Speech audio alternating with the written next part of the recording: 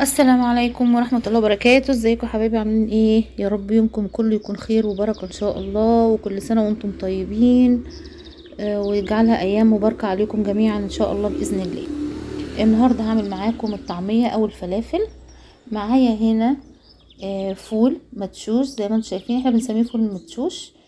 هو فول بلدي متقشر، فانا بنقعه قبلها بيوم وبغسله كويس. ومعايا كرات، انا ما بستعملش خضره خالص غير الكرات. ومعايا بصل وتوم، دي بابريكا، كزبره ناشفه وملح، واللي عايز يحط شطه يحط. خلاص، ممكن تفرموها، انا طبعا هفرمها في الكبه، بس انتوا لو عايزين تعملوها بقى الاحلى من الكبه كمان يا جماعه، المفرمه بتاعت زمان بتاعت البسكوت والكحك بتاعتنا البلدي دي اللي احنا بندورها بايدينا، تبقى حلوه قوي قوي في عجينه الطعميه، خليها هشه وتحفه. هنزل بقى هنا، هعمل بقى ايه، خدت شويه من الفول وحطيته في الكبه، احط عليه شويه كرات. طبعا ما بستعملش الخضره خالص عشان بتسمر وبتغمق الطعميه. اللي عايزه تستعملها تستعمله براحتكم خالص، مفيش مشكله. احط بصل وتوم، انا بحط من كل حاجه شويه كده عشان ايه، اعمل الكميه كلها تكون مختلطه بكل حاجه. شويه تاني فول وشويه كرات عشان يتقلبوا مع بعض ويتضربوا كويس. خلاص، هقفل بقى، قفلت هنا وايه، وهنضربها مع بعض كده ضرب كويس ونشوف هتبقى عامله ازاي. طبعا في ناس بتحط، لو انتوا عايزين، في ناس بتبل العيش الفينو او العيش البلدي، بيبلوه كويس ويعصروه قوي ويطحنوه مع عجينه الطعميه. خلاص، في هنا كمان اهو انا بضربها، قلبناها كويس تتقلب حلو شويه. لو مش عارفه تقلب معاكم ممكن تحط لها حبه ميه صغننين خالص، او تحطها في كبه تكون بتضرب كويس. هنشوف يعني، انا حطيتها في الكبه هنا، ولما ضربتها شويه فلقيتها لسه، فحطيتها في الكبه التانية. دي كبة سريعة ما شاء الله، الحمد لله سريعة وبتفرم كويس. فانا بطحن هنا في الكبة التانية، وبعدين اقوم حاطة في دي اكمل عشان اختصار الوقت واخلص بسرعة. بصوا معايا العجينة بقت عاملة ازاي، انا مش عايزة اقول لكم ريحتها تحفة، ريحتها خطيرة يا جماعة. ريحة الطعمية بتبقى حلوة قوي قوي قوي، وخصوصا لما تبقى عاملاها بنفسك في البيت والزيت بتاعك نضيف وحاجتك نضيفة، متأكدة منها. وبعدين دلوقتي بقت الطعمية القرص الواحد يعني بمبلغ، والله بجد بمبلغ. فلما نعملها في البيت يبقى احسن لنا كتير جدا جدا. خلاص، يلا بينا انا اكمل لكم بقية ايه العجينة. هنا انا كملتها، شايفين المنظر تحفة قوي. ما تكتروش الكرات قوي قوي، لان لو كترتوه بيخليها سايلة، فبالتالي بتفرط في القليب. هنا حطيت بقى البابريكا، وادي الكزبرة. الناس اللي بتحب تحط كربوناتو او بيكنج صودا ما تحطهاش في المرحلة دي. انت طبعا، انا طبعا هحطها في كاس في التلاجة، فانا باجي اطلعها من الفريزر واحط بقى شعر الكربوناتو صغنون على طرف المعلقة واضربها كمان مرة. خلاص، هنا اقلبها كويس اهو، تقليبه حلوه كده عشان التوابل تخش فيها كلها. خلاص، طبعا انا عشان هعبيها واحطها في اكياس فين في التلاجة ان شاء الله. الاول هوريكم ازاي، يعني واحدتين كده هيتقلوا منها وتشوفوا شكلها عامل ازاي. عايزه اقول لكم والله بجد انا واقفه معاه، واقفه في المطبخ ريحتها خطيره بجد، ريحه حلوه وطعم حلو ونظافه، يعني حاجه كده من الاخر. خلاص، هنا دي معايا حاطه سمسم. بصوا، ادي سمسم مع شويه من الكزبره الناشفه مع شويه بابريكا، بقلبهم في بعض عشان لما باجي اقلي الطعميه او اقلي الفلافل بحط منها شويه عليها.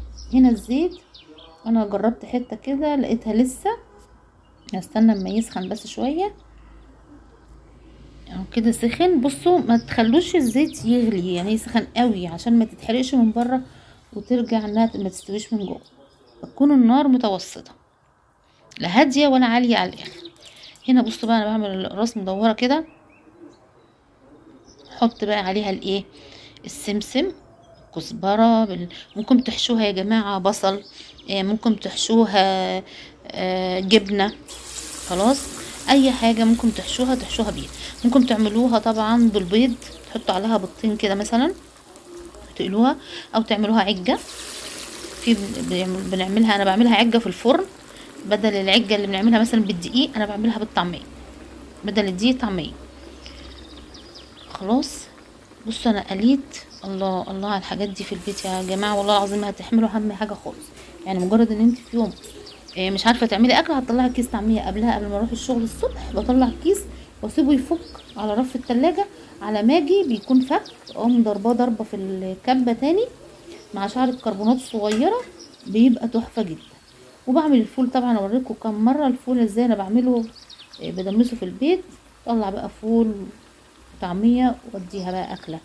الحته المخربشه دي او المحرمشه دي بيقولوا عليها ايه؟ بيقولوا عليها محرمشه. تبقى انا بحبها قوي الفرافيت الصغيره دي. بص انا شفت الطريقه دي بقى مع في مطعم بره بيقلي الطعميه، فردها على ايديه كده اللي هو بيقلي، وبظهر السكينه وبيعمل صوابع. بصوا كده وانزل في دي، بس خلي بالكم بقى. بسم الله. شايفين؟ الله بقى الله. اكله في البيت يا جماعه، اكل البيت ونظافه البيت لا يعلى عليه، وخصوصا الاسعار دلوقتي فوق الخيال يعني. عشان تجيبوا الحبه دول ولا 20 جنيه يعني. خلاص والله ولا 20 جنيه. كام طعميه دول بس. شوفي بقى انتوا بتوفروا قد ايه في البيت لما تعملوها على ايديكم في البيت، وتحطوها في الفريزر، وقت ما تحتاجوها، وقت ما تكونوش قادرين تعملوا اكل بتطلعوها تعملوها. بجد حاجه كده تحفه. تمام. طلع بقى اللي اتقال دول كمان. انا عندي ولادي بيحبوا اللي هي الاصابع دي قوي.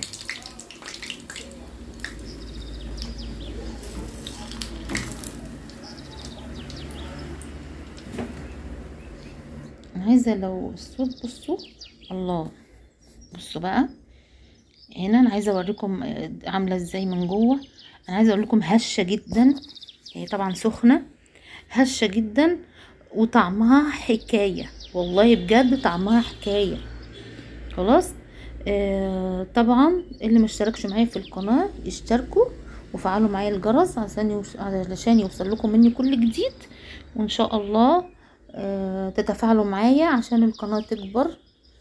هنا بقى انا هعبيهم في اكياس، انا بحط في الكيس على قد المره، يعني على شوف انا هعمل كم طعميه مثلا، وبحط على قد الايه، بحط شويه على قد الاكله.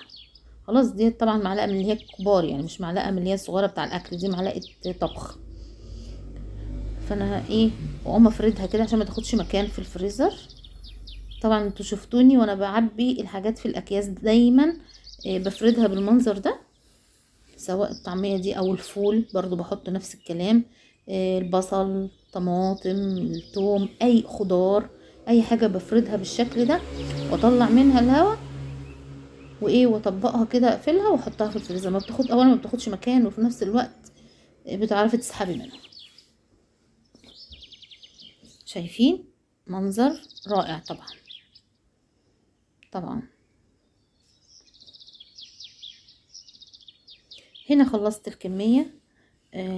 ادي الطعمية زي ما احنا شايفين، وهنا حاطه شويه في الطبق عشان لما يجي الولاد اعمل لهم منها تبقى لسه سخنه.